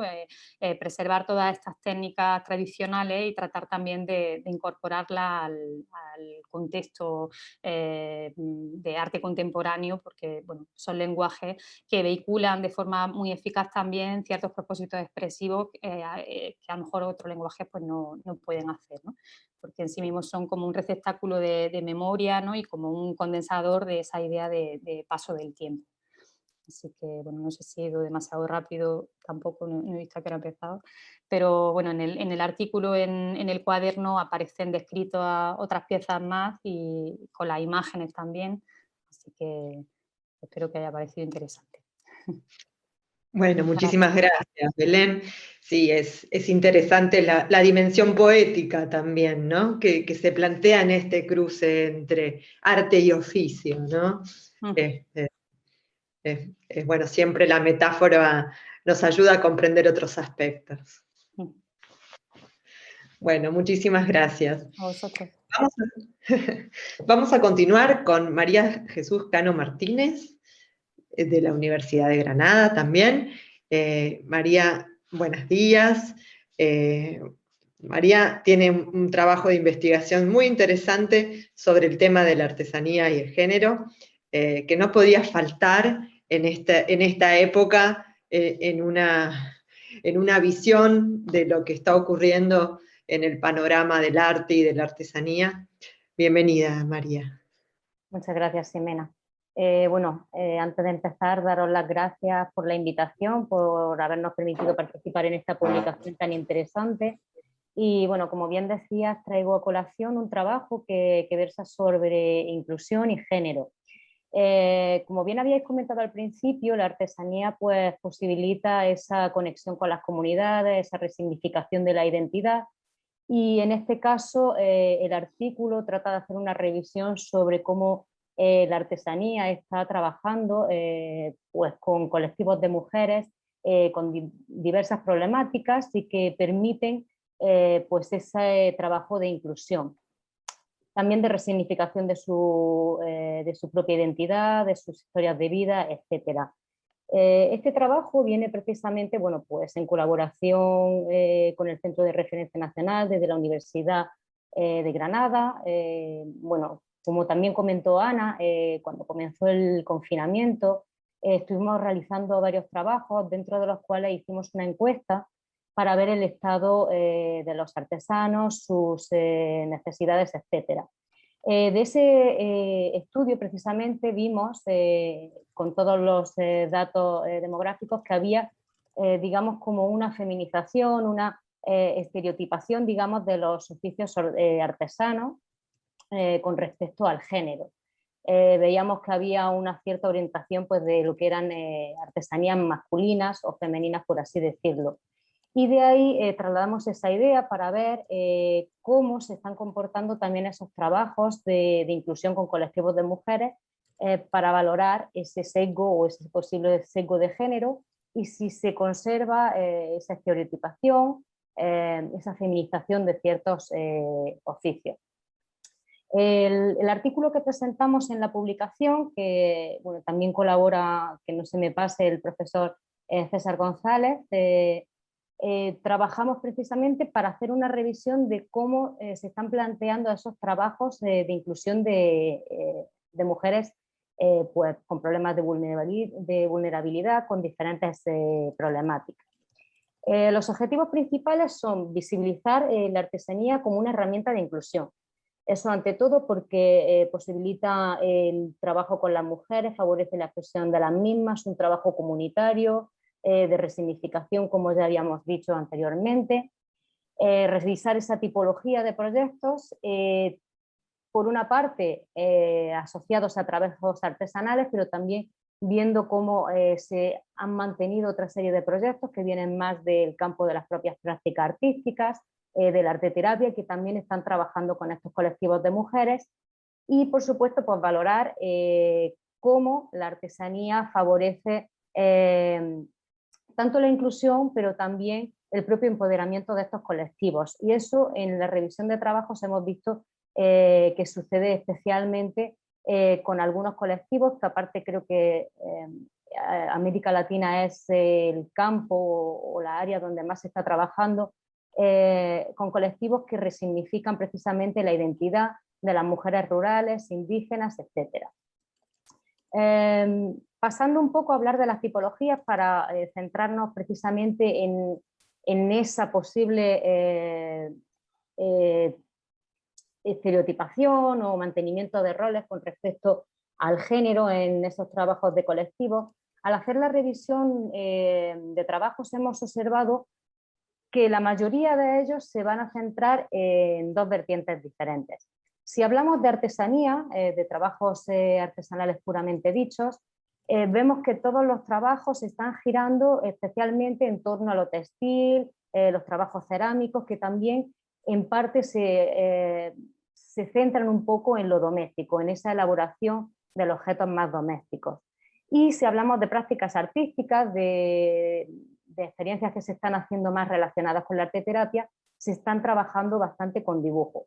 Queríamos también tener en cuenta artesanía y arteterapia o práctica artística porque pensamos que no es excluyente y que debemos de intentar conjugar todos los beneficios que de unas prácticas y otras se están desarrollando. Con respecto a los beneficios, para tenerlos en cuenta, quería presentar unos datos de un trabajo realizado por Beatriz Martínez Corona, que precisamente trabaja con colectivos de mujeres indígenas y que aportan pues, beneficios bastante interesantes y a partir de los cuales creemos que se deben de seguir trabajando y evaluando. Sobre todo evaluando veremos las conclusiones que creemos que es algo importante a tener en cuenta. Beatriz habla pues, de las posibilidades que este tipo de trabajos colaborativos traen para el cuestionamiento crítico de estos colectivos de mujeres, desarrollan en ellas capacidades críticas, de reflexión, de toma de conciencia de su situación, de ellas mismas, de su historia de vida, de matices también relacionados con el propio género. Hablan también de una importancia de alcanzar esa identidad tanto personal como colectiva y también pues, de tener en cuenta su propia realidad, experiencias como punto de partida para seguir emprendiendo, para seguir empoderándose. También relaciona, para acabar un poco estos beneficios que la autora relata y que se pueden extender al resto de trabajos que hemos contemplado, habla pues, de esa importancia de relacionar el género con la etnia, con la clase, y es que entendemos que también cuando hablamos de estos trabajos de inclusión es muy importante tener en cuenta el carácter interseccional, es decir, tener en cuenta a la mujer en su contexto, tanto geográfico como cultural, y hacer que esa identidad pues emerja. Sin embargo, aunque vemos que es muy importante ese trabajo de empoderamiento, ese trabajo de resignificación y de ensalzamiento de la propia identidad, vemos que se sigue tendiendo a esa tipificación de los trabajos como femeninos o masculinos. Y entendemos que podría ser más que un beneficio o, por así decirlo, un input para muchas mujeres, como una parte que suprime parte de la identidad de las mismas. Y queremos recalcar por la importancia de no confundir tampoco la identidad con la estereotipación, de manera que entendamos las identidades femeninas y de género como mucho más diversas y que incluyan otra serie de oficios. Como conclusiones, a la revisión de estudios que hemos encontrado, que se pueden observar en el estudio de una forma un poco más precisa, lo que sí hemos encontrado son, por una parte, la necesidad de un abordaje inclusivo interseccional, como ya he dicho, tener en cuenta todos los matices de estos colectivos de mujeres que son homogéneos, o sea, son heterogéneos, encontramos una diversidad en sí misma. Asimismo, también tener en cuenta que los beneficios, pues, por ejemplo, los que he traído a colación, pero también otros tantos beneficios que se han descrito con trabajos de arteterapia, pues de expresión de las mujeres, de trabajo en comunidad, de esa búsqueda de apoyo entre unas y otras. También los beneficios que aportan en cuanto a emprendimiento y a la generación de proyectos personales se vayan viendo de una forma, digamos, un poco más integral y no como objetivos o beneficios aislados, sino que se puedan ir integrando en los proyectos de una forma bastante más global. También importante la monitorización o, digamos, el seguimiento más riguroso de estos proyectos, porque valoramos que hay un abanico muy amplio de acciones que se están relacionando con estos colectivos de mujeres, pero caemos un poco en el error de no monitorizarlos, de no establecer seguimientos de los proyectos. Entonces, por ejemplo, en trabajos que manejan el emprendimiento de estas mujeres, se les da herramientas de formación, de artesanía, de generación pues, de su propia empresa, etcétera, pero se van abandonando y no tenemos luego una valoración de hasta qué punto las herramientas conseguidas fueron las necesarias, o digamos que las mujeres consiguieron sus objetivos en cuanto a emprendimiento.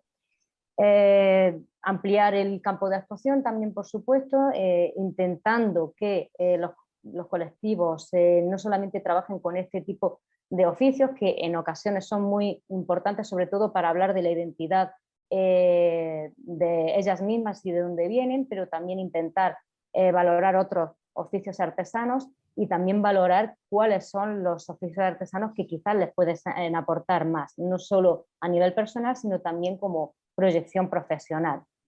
Y tener en cuenta toda esta parte laboral, de emprendimiento y también evitar esos sesgos de género, a la vez que valorar los propios beneficios que la arteterapia o la realización de la propia práctica artística tienen en la propia mujer, de manera que seamos capaces de gestionar unos proyectos de inclusión que sean pues, lo más globales, integrales y que al final se reflejen en una inclusión plena que pueda contemplar todos los aspectos de la mujer y de sus necesidades. Bueno, hasta aquí, no sé si he ido yo también muy rápido, espero no haberme salido mucho de tiempo. Y bueno, en el artículo se detallan pues, bastantes prácticas que se han venido realizando que son muy interesantes y sobre todo creo que inspiradores para seguir trabajando con ellas. Muchas gracias.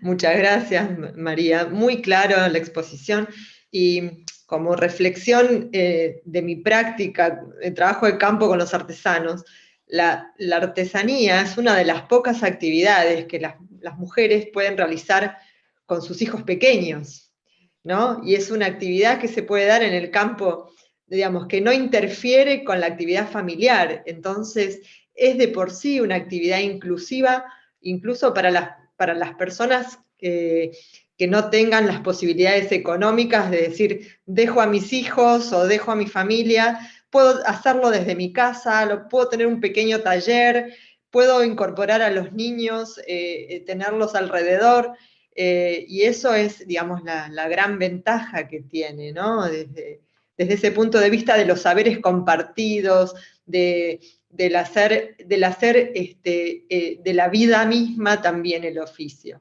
Así que muy interesante tu reflexión. Muchísimas gracias. Bueno, vamos a dar paso ahora a la presentación de Héctor Lozano González, Laura Bernabé y Julia Peláez de la Universidad Señor de Zipán de Perú, que nos van a hablar acerca de la importancia de mantener una producción nativa como el algodón nativo peruano. Buenas tardes, Héctor. Julia estás, pero Héctor va a ser el portavoz del grupo. ¿Qué tal? Buenas tardes. Bueno, buenos días aquí en Perú. Aún buenas tardes en España, buenos días en Argentina y en Perú. Buenas tardes en España, sí. Bien, miren, este es súper interesante el encuentro en el que nos encontramos, puesto que la temática que básicamente voy a desarrollar tiene mucho que ver con todos estos puntos aislados que van acerca de, por ejemplo, el reconocimiento de la actividad de la artesanía, ¿no? Como un patrimonio cultural, el tema de cómo poder viabilizar los recursos económicos para que las comunidades puedan vivir de unas actividades que vienen heredándose de generación en generación. Asimismo, también el hecho de cómo otros agentes buscan también el beneficio comercial, ¿no? Había veces sacando mucho más beneficio ellos que las propias productoras artesanales. En este caso, la temática se desarrolla se llama Gossypium barbadense, revalorización y sustentabilidad. Y utilizamos el término revalorización y sustentabilidad, por un lado, el tema de la revalorización dado desde el aspecto cultural. Y veíamos qué tanto el algodón nativo de color peruano necesita ser revalorado, puesto que es una actividad que se viene desarrollando hace cientos de años. En la fotografía que actualmente está colocando Jimena, por ejemplo, vemos a la señora Nelly Santamaría. Ella heredó el tema no solo del cultivo, sino del trabajo artesanal del algodón nativo de color y lo viene realizando durante más de 20 años. La señora Nelly es madre de 5 niñas, es separada, y es el fuente motor del ingreso para su casa. Si bien es cierto, ella tiene una parcela, lo que ella destina para uso del algodón nativo es mínimo, puesto que el algodón nativo no se le da el valor comercial y tampoco se le da un uso cultural como se espera. Todos lo saben que es algo que viene teniendo un arraigo cultural muy fuerte, pero al mismo tiempo existe una suerte de desconocimiento sobre lo que el algodón nativo significa para ellas. Es así que muchas de las familias de estas comunidades productoras se encuentran en una línea básicamente de supervivencia, si se quiere decir. Los ingresos en tiempos de pandemia de las artesanas productoras del algodón nativo de color ascienden a 200 soles, que son menos de 100 dólares, ¿no? Menos de 100 dólares al cambio, y lo cual es una cantidad muy, muy pequeña. Y en tiempos de bonanza, cuando se habla de una buena temporada de cultivo del algodón nativo de color, pueden llegar a 400 soles. Sigue estando por debajo incluso de la canasta básica familiar con la que aquí en Perú se vive. El sueldo mínimo es de 950. Imagínense vivir con 400 soles, es una cosa muy sorprendente. Sin embargo, las asociaciones productoras de algodón nativo no se encuentran solas. Existe un apoyo a través institucional que se llaman CITES, que son Centros de Capacitación e Innovación Tecnológica, que viene durante más de 12 años trabajando con ellas, brindándoles apoyo, primero, por ejemplo, en la revaloración de lo que es el algodón nativo de color, cómo este algodón se puede utilizar en diversos usos de prendas, no solo haciendo tapetes, no solo haciendo morrales o carteras, sino también buscando la forma de que este algodón pueda entrar a mercados internacionales, que pueda ser utilizado y se le pague un precio justo por la producción del mismo y la calidad de fibra, para que puedan ellas tener una mejor calidad de vida y puedan garantizar la sustentabilidad finalmente en sus familias. ¿Qué es lo que sucede actualmente? La CITES y PAN sí se le da el apoyo tecnológico, sí se les da técnicas de agricultura, se les ha enseñado ahora con este tema de la tecnología y los medios digitales a poder exponer sus productos a través de redes sociales, participar de ferias también artesanales y en algunos casos muchos de estos productos ser expuestos en ferias internacionales también. Sin embargo, al paso de los años y con todo lo actuado con las artesanas y el producto, que es el algodón nativo de color, sigue estando la pregunta, ¿qué más se necesita para que este producto no sea revalorado desde el aspecto cultural, sino que esa cultura como tal garantice la calidad de vida y unos buenos ingresos económicos hacia ellas? Entonces, es que en el grupo íbamos discutiendo y tratando de ver qué otros aspectos podría tener el algodón nativo, además del cultural, que puedan ser revalorables. Por ejemplo, se identificó que dentro de sus características físicas del algodón nativo, tiene una cualidad, que el algodón nativo no usa tintes, tiene los colores como FIFO, pardo, beige, blanco, y etcétera, como colores naturales, no necesitan tintura, y desde esa cualidad ya tiene una ventaja, incluso medioambiental.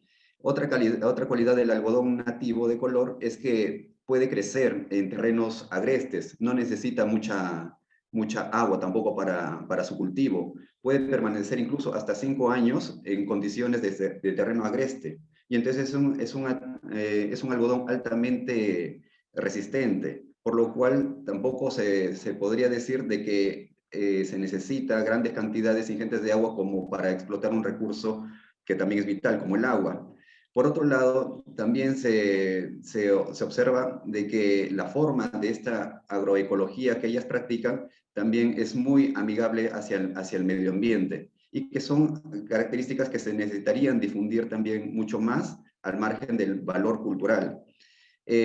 Por otro lado, otra de las cualidades o desventajas que se le hallaba al algodón nativo dentro de su cualidad física era que es un algodón de fibra corta, ¿no? Que es un algodón un poco duro y que no resiste la torsión. Entonces, cuando se quería trabajar este algodón nativo con alguna máquina industrial, con algún tipo de algodón comercial, entonces no se podía ir hacia prendas mucho más elaboradas.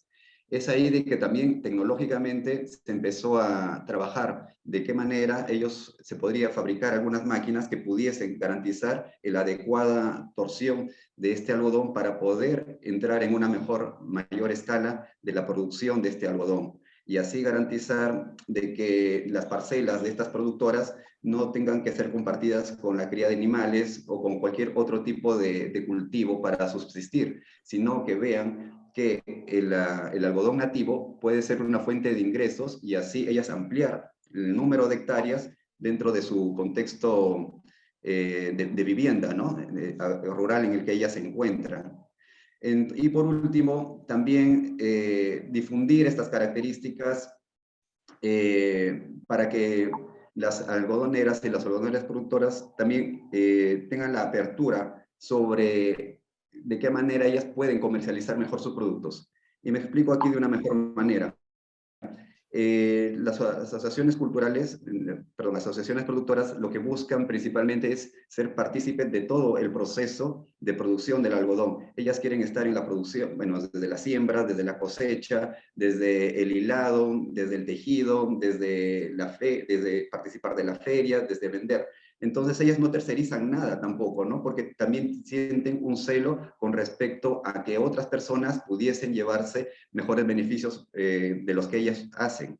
Entonces eso también juega un poco en negativo sobre esta parte, porque si ellas soltaran un poquito más también esa parte de tradición que ellas esperan mantener, pudiesen tener más posibilidades de combinar lo que en este foro ya se viene conversando, cómo llegar a un punto medio entre la artesanía tradicional y nuevas formas de comercialización, nuevas formas de diseño que ellas pudiesen proponer también para la exportación de los productos. Entonces, básicamente eso es lo que se fue identificando junto con mis compañeras Laura y Julia en el ensayo que hemos presentado. Y para finalizar, permítanme leerles los 4 aspectos. ¿Sí? Estamos al límite del tiempo, nos falta la exposición de María Dolores Gallego. Okay. Así que si redondeamos rapidito, así puede exponer María Dolores, porque a las 2 horas cortan la transmisión. Ok, no, entonces no habría problema. Básicamente eso era el tema, porque me hubiera gustado leer esos 4 puntos, pero tal vez nos va a tomar un poquito más de tiempo. Bueno, no bueno, igual súper claro, y quiero resaltar el grupo de Perú, el entusiasmo con el que abordaron la investigación. Me parece súper interesante la temática que proponen para continuar en próximas investigaciones sobre ese tema. Ahí vimos en las imágenes la belleza del algodón nativo peruano y de los tejidos hechos con él. Bueno, muchísimas gracias y felicitaciones a Laura, a Julia y a Héctor por el trabajo. Bueno, a ustedes también. Muchas gracias. Bueno, muchas gracias. Y perdón, pero lamentablemente nos quedamos un poco cortos de tiempo. La dejamos a la última exposición de María Belén Gallego, de la Universidad de Almería. María Belén es artista y diseñadora, investigadora, y bueno, y nos va a contar de sus vínculos entre el arte textil contemporáneo y el al-Andalus. Vale. Hola, compañeros, muy buenas. ¿Me escucháis bien? Sí, te escuchamos, sí, adelante. Vale, genial. Bueno, en primer lugar, antes incluso de presentarme y de adentrarme, ¿no? Bueno, voy a intentar ser lo más breve posible, ¿no? Debido a las circunstancias. Pero bueno, me gustaría agradecer, ¿no? a Ximena, Felicitas, a Mirta, a Ana, por la coordinación, ¿no? de este coloquio y por darme personalmente a mí también la oportunidad de estar aquí presente con todos vosotros. Y, ¿por qué no?, de formar parte de esta publicación tan interesante que ha tenido lugar, ¿no? Pues bien, mi nombre, como bien ha indicado Ximena, soy María Dolores Gallego, artista visual, investigadora, con otros compañeros que ya han presentado con anterioridad de Granada en diversos proyectos de investigación, y actualmente soy profesora de la Universidad de Almería, también de aquí de España, del área de didáctica de la expresión plástica en el Departamento de Educación. Quizás por ese contexto en el que llevo 1 año y medio, ¿no? En el que la docencia se está hibridando, ¿no? en el día a día, presento esta comunicación que tiene muchos puntos en común con lo que han comentado ya algunos compañeros, ¿no? Como el diseño, la artesanía, los nuevos materiales combinados con técnicas tradicionales y, cómo no, acercándonos a través del arte, ¿no? Porque me he acordado de una frase, ¿no? que comentaba el otro día en un documental que vi de Cecilia Vicuña, de esta artista contemporánea bastante famosa. Ella es de Chile, decía que el arte es una herramienta de descubrimiento. Yo creo que también es una herramienta de conocimiento y de acercamiento, ¿no? a otras culturas e incluso a nuestra propia historia.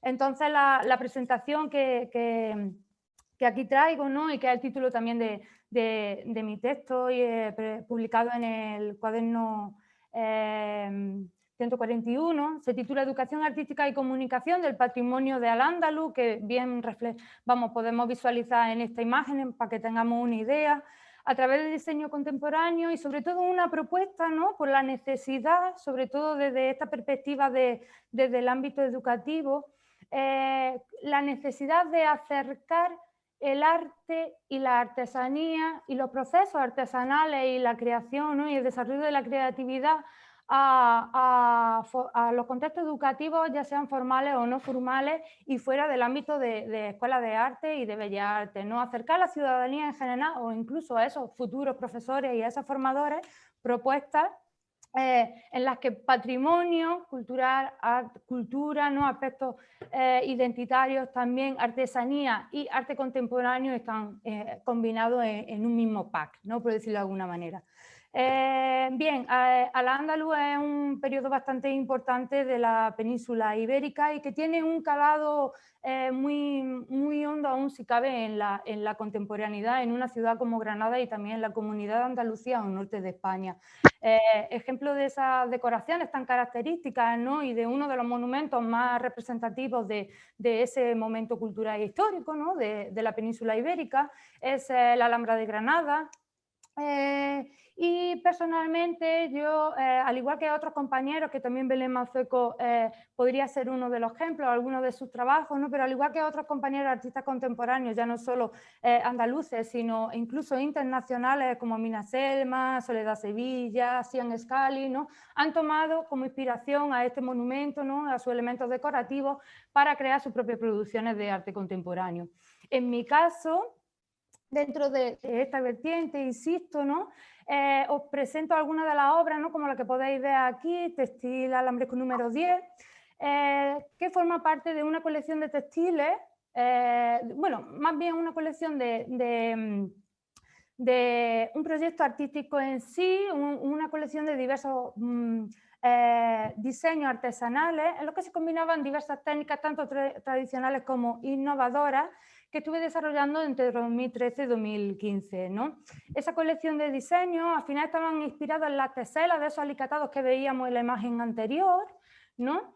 En la que se iban extrayendo, porque al final es una forma de representar y acercarnos cómo también otras culturas ven el mundo, ¿no? Y al final estos alicatados en el mundo islámico representan una forma de, a través de la matemática y la geometría, representan un mundo en orden, ¿no? O aparentemente en orden. Y claro, yo reflexionando sobre la contemporaneidad, ¿no? En la que vivimos, mi propuesta fue más desordenar esos patrones, ¿no? Romper esos patrones infinitos que caracterizan tanto la decoración de los alicatados, que son las partes cerámicas, como la yesería e incluso los textiles de Al-Ándalus, ¿no? Romper esa geometría, ese orden, como muestra de este mundo de caos, ¿no? Y desorden en el que creo que se caracteriza más a la contemporaneidad.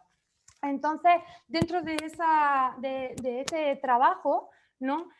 Creo que una de las características sobre todo fue que por eso creo que se puede adaptar muy bien al contexto educativo de diversos niveles y en cualquier contexto geográfico, la verdad, es porque el proceso son totalmente técnicas artesanales. Trabajamos con textiles de colores como soportes, ¿no? Para esos diseños, pintura, porque al final es una especie de híbrido, es una especie de producto híbrido, ¿no? Que funciona tanto para una propuesta pictórica como para un diseño textil. Trabajamos con rotuladores testados que son específicos para textiles, hilos, ¿no? Ahí enlazando muy bien con la propuesta de los compañeros de México, el hilo y el dibujo con bordado como otra técnica tradicional, y la estampación en bloque, porque aquí desarrollamos una pequeña investigación, pero que fue muy fructífera, una investigación en cómo adaptar la estampación en bloque tradicional de la India a una estampación en bloque con vinilo, planchas de vinilo flexible y con tinta de serigrafía, ¿no? Que son mucho más rápidos, tanto de tallar como de secado, como su posterior conservación. Entonces, María Dolores, te pido disculpas, pero tenemos que ir cerrando para dar inicio a la comisión que sigue. Vale, pues ¿acabo o nada? Decí una palabra final y ya vamos a tener que cortar porque viene otra comisión a continuación. Vale, pues nada, simplemente decir que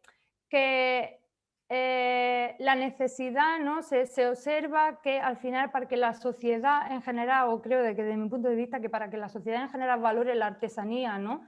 Y esos procesos artesanales y el valor que tiene, creo que el ámbito educativo es un contexto en el que se puede actuar y con el que podemos obtener resultados bastante importantes y significativos, ¿no? Tanto a nivel local como internacional. Y bueno, y sobre todo eso era algo que quería reflejar. Muchísimas gracias, María Dolores, y te pido disculpas porque nos quedamos sin tiempo, pero esto es estricto y bueno, pasa muy rápido, lamentablemente da para mucho más toda tu exposición y todos los temas que se plantearon quedarán para un futuro debate. Espero que podamos seguir las conclusiones de esto y futuras acciones también. Bueno, yo no llegué a exponer sobre mi trabajo, pero de todas maneras están todos invitados a descargar la publicación del sitio de la universidad, del cuaderno 141, que ya está disponible. Les agradecemos la presencia a todos, les agradecemos su participación y sus aportes.